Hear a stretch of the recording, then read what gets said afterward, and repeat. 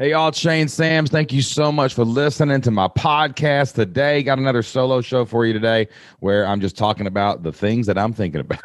Right? And I'm sharing the stuff that's working for me so that you can go out and you can use that to find success in whatever you're doing. If you're an entrepreneur, if you're out there building businesses, whatever it is, want to definitely share all of our best practices and what is working over here at the Flip Lifestyle World headquarters. And today I'm going to talk about building a team.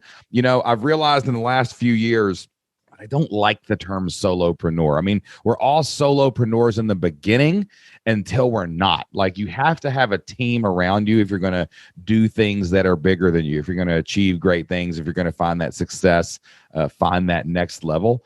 You look back in history, there's nothing that has been done without a team. You know, Jesus himself went and got 12 disciples, and he used a team to build the faith, right? Like any of the great billionaires, the Rockefellers, Carnegies, all the people from the turn of the century back in the 1900s, you know, they all had people. They all had a team around them that were helping them accomplish great things. And as we've built our business over the last few years, and as I've talked to experts and authors and entrepreneurs, like even authors, I find always have a team around them. They've got a great editor. They got a great publisher. They got great people that they're bouncing ideas off of. They've got people working for them, assistants. They've got a team that helps them achieve great things. But team building is hard. It is really hard to build a great team for a business.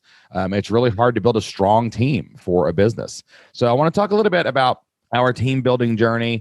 Over the last few years, it's been definitely part of the biggest roller coaster that we've ever been through in our business. Team building has been probably our biggest challenge. You know, Jocelyn and I, my wife, who is also my business partner, we get the marketing, we get the sales, we get the tech, we get the roll up your sleeves and open your wallet and invest your time and treasure into your family's future. We get all that. That's cool. But every plateau we've hit has been because we've sucked at team building or we did for a while, and we couldn't get the right person, or we wouldn't trust the right person, and not building a team definitely held us back in many instances in our business. So we started hiring people probably, I don't know, 4 or 5, maybe 4 years into our journey.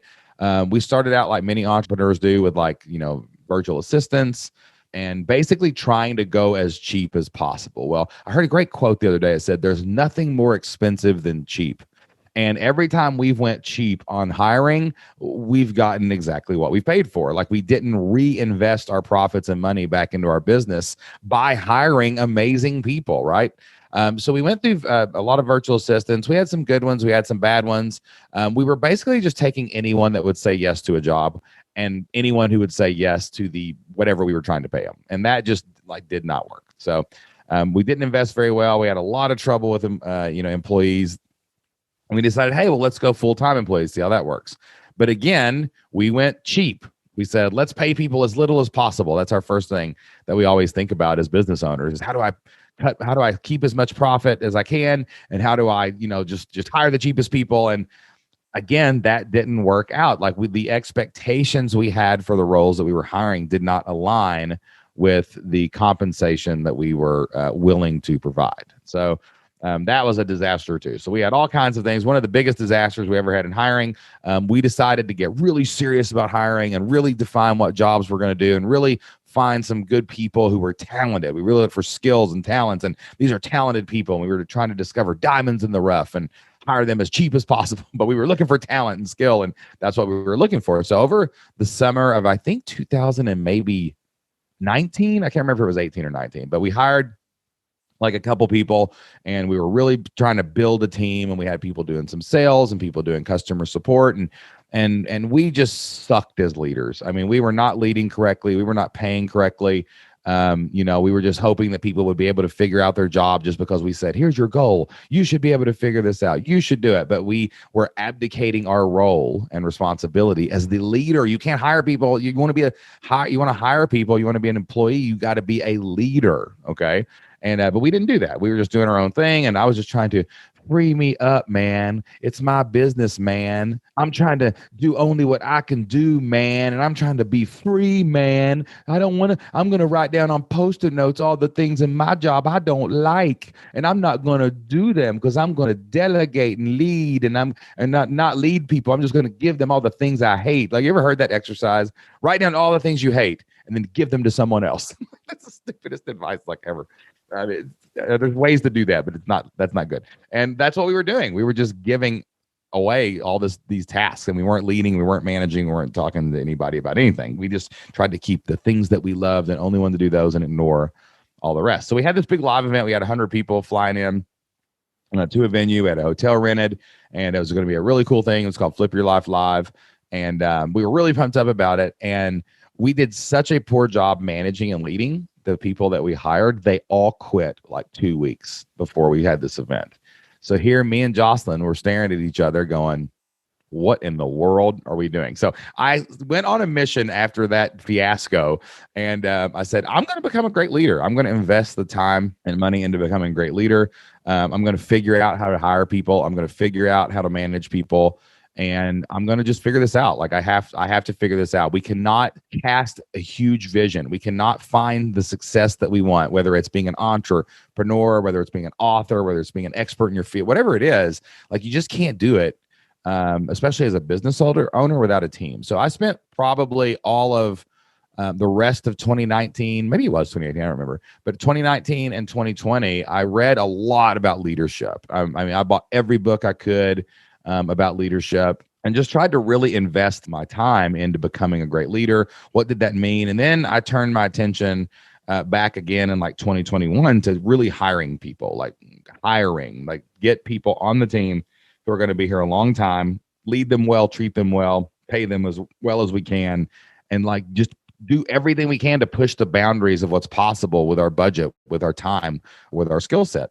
And we started doing that, and we've built a really solid team right now. I'm really proud of the team that we've built over the last couple of years. I love our people. They do such good work for us. They're so loyal to us and our brand and our business at Flip Lifestyle.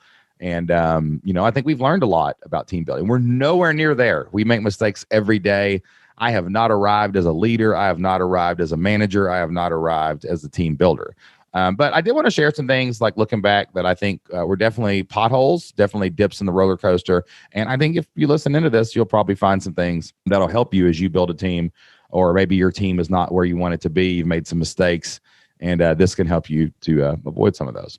So I got 5 tips for building a team. I got probably 100 more mistakes that I've made. When I say tips, I say these are the things that I screwed up, and now I know how I screwed them up. Right. So I got 5 tips today for building a team, whether you're just starting building a team or you want to improve the team that you've already built.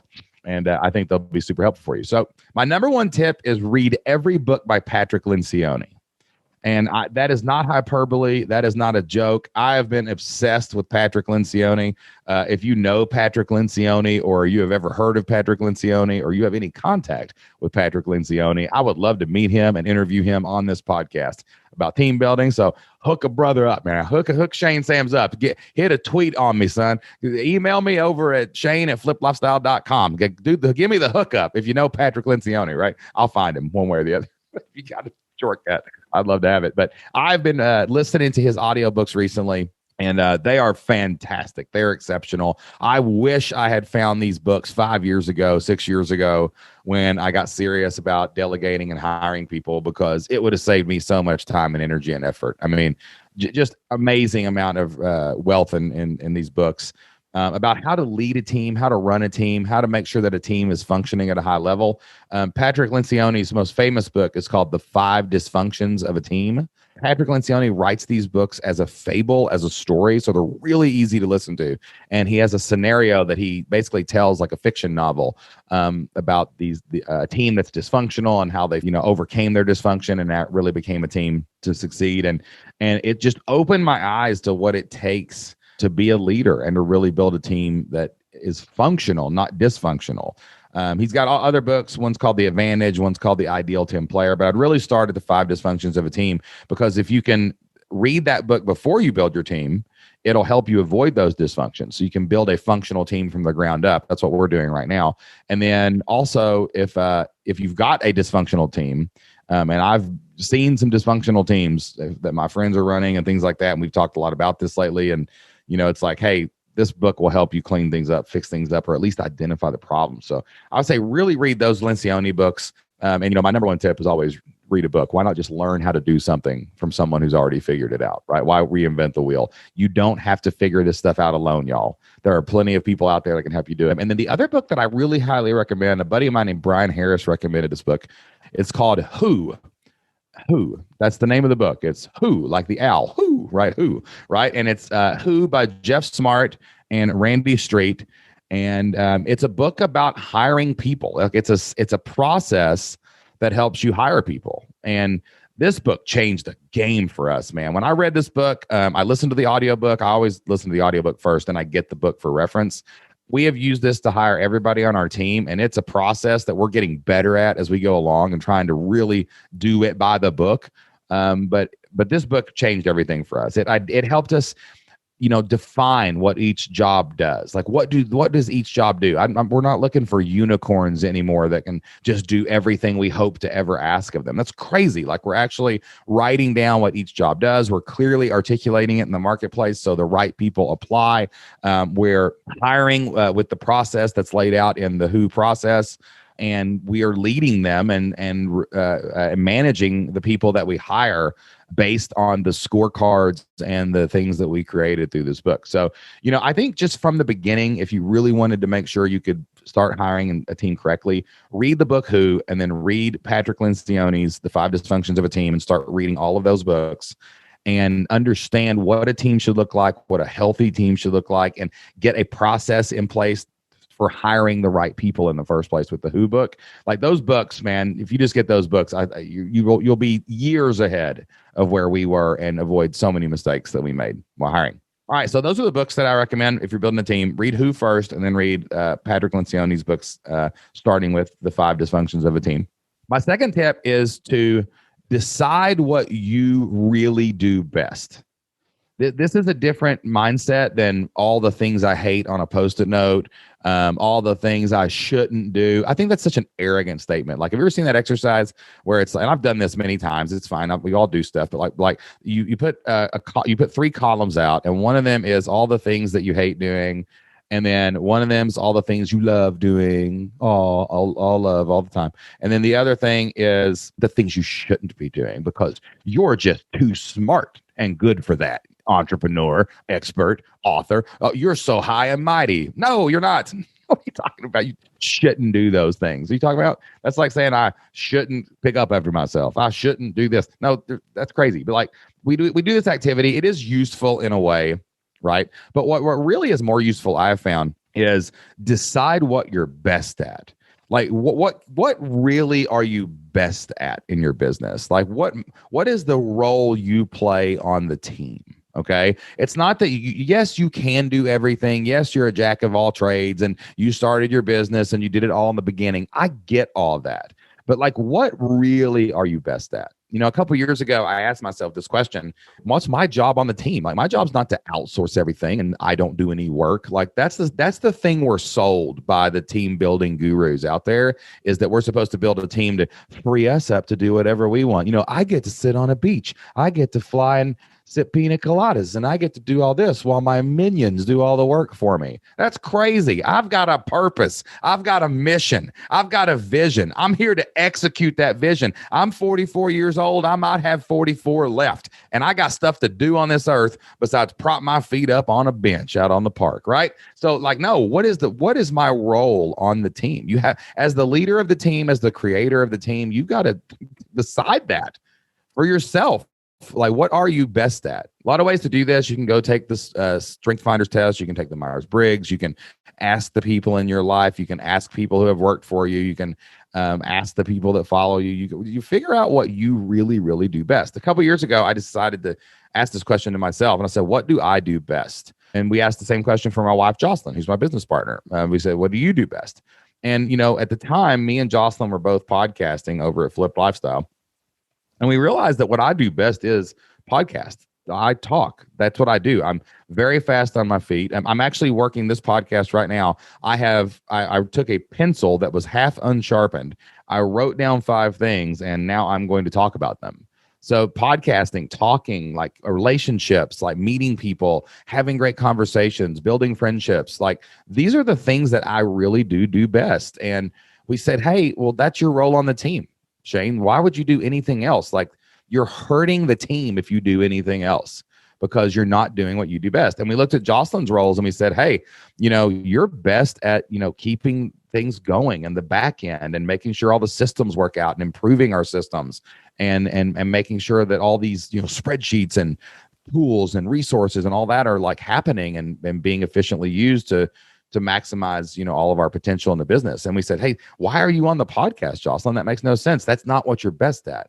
Right. So stop doing that. And Jocelyn stopped podcasting on that day because we decided what we were really best at. And what's cool about this question is don't do it from an arrogant standpoint. You really need to, when you're trying to wrestle with what you're best at, you need to find the 100 things you're not good at. And you need to say, no, you can't be the best at everything. You might be the best at 2 or 3 things in your business, but you've got to really narrow it down and say, I've got to focus all my attention here and then hire the team around that. Don't hire a team around doing tasks you don't like to do.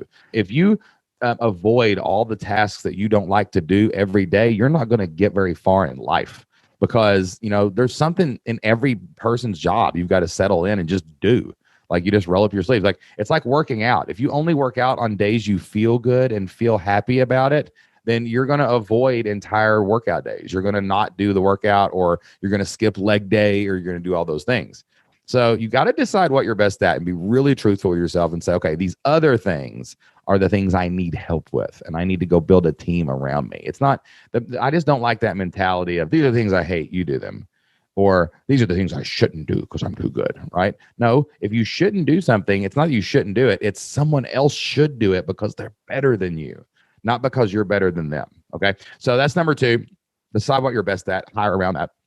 All right, number 3, the biggest thing I've learned in the last probably 6 months to a year is hire for culture, not for talent. You want to hire skillful, talented people. I'm not saying that there's nothing right, but a lot of people go I'm only hiring the best assassin mercenary that can come in here and do this task, and I will spend the most money and hire the best person, and that's how I will win, right? And man, I'm telling you, I know a lot of business owners, and I see a lot of businesses really struggle with dysfunction because they're going after talent first instead of culture fit. And we hire culture first. I mean, the people that are on my team right now are either from my hometown or they are from my flipped lifestyle community. And I'm not saying I won't hire outside of that ever, but guess what? I'm going to look there first because cultural fit, people who are on board with your mission, your values, your purpose, are driven by the same things that you are, who are really on the team and have the same goals, want to be on your team and want to be around what it is that you do. Gosh, it's just so much more pleasant and so much easier to overcome conflict. And it's just so much easier to put all your work and energy into that when you hire for culture on your team over talent. Now, what you do is you hire culture first, and then you hire the most talented, the most skillful person out of the pool that you're hiring from, who are all on board with your culture and your vision. But man, if you hire talent first and try to conform them to your culture and your mission and your purpose and your vision, you're going to have a lot of struggle. But if you hire for culture first and you train them on what you want to do and you invest the time in those people, you're going to have a lot of success on the other side of that. And I think that what happens here is most people feel comfortable saying, well, join our culture, join our business, join our team, but be the talented person I don't have to train. Be the talented person I don't have to help you figure anything out. Be the person I don't have to invest time up in front. I just want to turn you loose because you know how to turn the widget or pull the dial or whatever it is, the lever. But if you hire for culture first and then invest the time up front, on the backside of that, you get a highly skilled, well-trained, amazing person who loves you, loves your brand, who's going to have forgiveness and grace when you screw up as a leader, who's going to be open and honest when they mess up and tell you when things are on their mind, and you're just going to have a much better team on the other side of it. So I will go to my grave I will die on this hill. I want culture first. I want on board with the mission first. I want values first, and then I hire for talent second. All right, number four. Number four is kind of related to number two. Realize that you suck at a lot of things. Like you're terrible. You're terrible. I'm talking to you, the person that's listening to my podcast right now. And I'm also talking to myself. You're awful. You suck at stuff. I mean, you just suck. You suck. You're just terrible. Terrible things. Like, you've got to admit that, man. You can't, we as entrepreneurs, people who are really motivated and driven and want to do successful things and want to be leaders, like we look in the mirror and go, I'm the chosen one. I'm the leader. I'm the one who's going to make it all happen. And I got to do everything myself. I'm a jack of all trades and a master of all the trades. Like, we look in the mirror and we tell ourselves that, because many of us who do great things, like, and have accomplished some cool stuff, like, we did do all the things in the beginning and we did pull it off. Like, we skid in sideways and we park the car. Man, that blinds us to the fact that we are weak, frail human beings, and we suck at a lot of things. I suck at organization. I suck at putting things on a calendar. I suck at customer service. Like, I am terrible at editing my podcast. I can do it, but I'm terrible at getting the job done. There are things that I'm just terrible at. I'm terrible at follow through. I've got all the visions and I got all the openness, but man, I need a lot of help. And like, these are all things that I realized I really suck at. I'm terrible at, and I had to hire those things, right? It's not, don't start with the things that you shouldn't do. Don't start with the things that you hate and just don't want to do. And it's just so hard if I roll my sleeves up and I got to spend an hour doing something that's boring no, start with the things you're terrible at. Be honest with yourself. Like, that's what you hire first. Like, when people ask me, like, who's the first person I should hire? I just ask them, I'm like, what are you best at? And what do you suck at? Pardon my French. Like, what are you terrible at? That's where you should hire things. So, like, look at things you suck at. Like, I suck at setting up systems. I know what I want. I can draw it out, but I suck at setting it up. So I hired somebody to do that for me. I really suck at coaching. I'm more of a consultant than I am a coach. I'm really good at consulting. But sometimes I really stink at coaching. So you know what I did? I went out and found amazing coaches for our community, like, that are better than me at it. And people love them more than me once they get in there. They just find me, and that's how but like, I'm there, but like, they love my coaches, right? Because we're hiring people that are better at coaching than I am. And like, my podcast, getting things organized, getting things published. I was terrible at hitting deadlines. So you know what I did? I hired someone to do that for me. So if you want to build a great team and you want to have an awesome business, you have to look in the mirror and realize, I suck at some things. I'm terrible at certain things. And these are the things that I need to shore up my weaknesses by hiring other people who are strong. You can't be intimidated by strong people. You've got to hire amazing people that you can trust to do the job, right? Or you can trust to talk to them if the job doesn't get done. And and the only way you can do that is to realize that you're terrible at things. You need to write down those things and hire for the terrible things. All right. And this is the last one, number 5, for building a great team around you, comes from Patrick Lencioni's books. All the books have this very same thing: embrace conflict. Like, a team is not meant to be, your lemmings that you can send up the hill to die as fodder. Like, that's not what a team is. Okay. A team is designed to come together and wrestle with each other and have conflict with each other and put ideas on the table. You, as the business owner, yeah, you're the leader. You're the tiebreaker. I mean, that's just a fact. I mean, that's you. It has to be, because it's your money, your time, your investment. They do work for you, but like, you got to like embrace conflict and wrestle with ideas. I can't tell you how many times in the last couple months that my team has talked me out of things. I was like, no, I want to do it this way. And then they openly, honestly made their case. We wrestled with it. We had a little conflict about it. We argued about it. And they talked me into doing something else because it was a better idea. There was times where I was like, no, I think my idea is right. And they're like, cool, thanks for listening to us. Let's go execute, right? In Patrick Lencioni's book, he says, you're looking for commitment, not consensus, when you have conflict. But you can't have commitment to ideas unless you're willing to have conflict. You're willing to talk to each other. And, we're looking for people, look for like, they want to be like George Washington on that picture where he's crossing the Delaware and he's in the boat and he's standing up and he's got the flag and everybody's following him. That's kind of how we view ourselves as leaders. And like, there's no conflict. Just follow me into freedom, right? That's not how it works. So that's hard for people, man. It's hard because you're the boss and you want to be the boss, especially when you hire your first few people on your team. And you don't want to recognize that other people, have some ideas sometimes. You want to have all the ideas, and you want to avoid conflict. We all try to avoid conflict, right? Oh no, someone makes me not safe. What if they quit? What if they quit? Hire somebody else. What if they have a better idea than you and you missed it because you wouldn't have conflict with them and wrestle with it? And your business could have been better. Your life could have been better. Your family's future could have been better. So yeah, embrace conflict, man. Like we're really doing this right now on our team. We're talking about it openly, like not steamrolling each other, making sure that we're open. And it's created such a room full of clarity, a room full of clear expectations. And it's really helped our team come together. You think conflict would tear your team apart, but no, it actually brings it together. So, all right. So review the 5 real quick. If you want to build a great team, whatever it is you're trying to do as a leader, as a manager, as a team builder to be successful, maybe you're hiring your first person, maybe you're hiring your 10th and you want to fix some things. Here's what I've learned over the last couple of years. 1, read the book Who by Jeff Smart and read all of Patrick Lencioni's books. Those are the best books that I've found on hiring and team building. Number 2, decide what you do best and hire the rest. Number 3, hire for culture. Hire for buy-in on the movement, on the purpose, on the mission, on the vision first. Hire for talent second. Don't hire talent first. Number 4, realize that you suck at a lot of things and you need to hire somebody else to do those things, or you're going to keep doing those things poorly. And number 5, embrace conflict with your team. Don't fight with them. Just open the door and be clear with everybody else. All right, guys, I hope that helped you guys. If you're out there building a team, trying to be successful, you got to have a great team to win. I hope that helps you build an amazing team for you and whatever it is you are trying to accomplish out in life.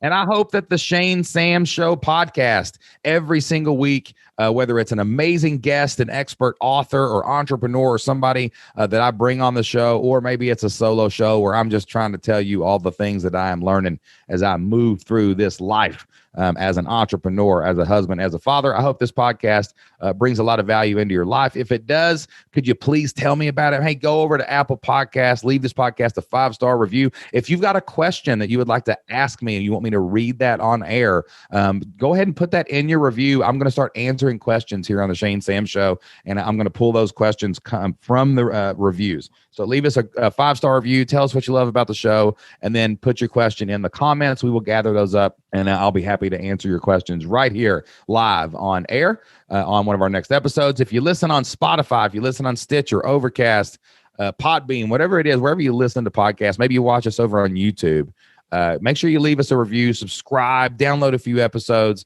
and comment. If you have another question that you can put there, we'll definitely check those as well. If you're interested in entrepreneurship, if you want to learn how to make money online, you can learn more on how to do that over at my website, shanesams.com. I do a lot of podcasting, but I spend most of my time helping people find and use their God-given talents and abilities to start, build, and grow online incomes so they can change their family's future and leave an inheritance to their children's children. So head over to shanesams.com for a ton of free resources that we've got to help you do the same. I'll be back with you again right here next week. Until then, whatever it is that you are trying to do, whether it's build a team, build a business, or build a life, be consistent, be prolific, be relentless. Pick your stone up, cast it out upon the waters, and cause many ripples. I'll see you then.